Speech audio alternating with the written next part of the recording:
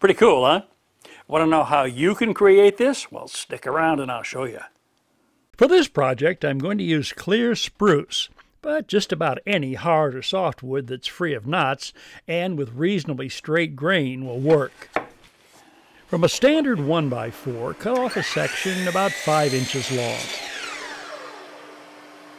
Locate the center of the board by laying a ruler or tape measure on top at a diagonal. Move the ruler back and forth until an even number aligns with the edge. Divide that number in half and mark the location on the board. Using a combination square, draw a line down the center. On the ends, measure in 1.5 inches and draw a mark across the center line. Using a 1.5-inch hole saw, drill holes at the cross marks.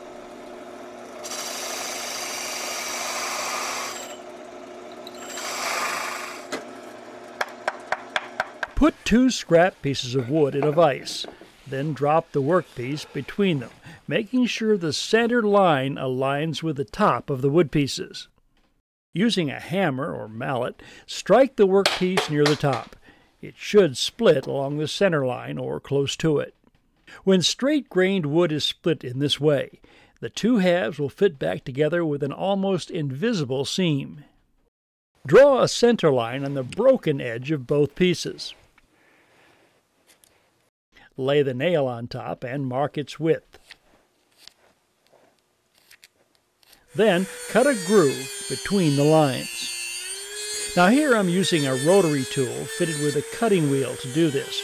It could also be done with a spiral cut saw, or router, or even cut by hand with a knife or narrow chisel.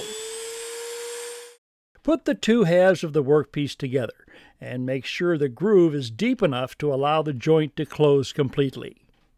Apply wood glue to both halves of the workpiece, being careful not to get any in the nail groove.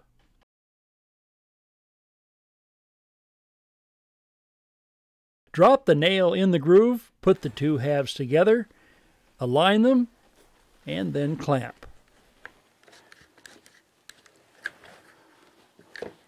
When the glue is dry, remove the clamps and sand the face and edges.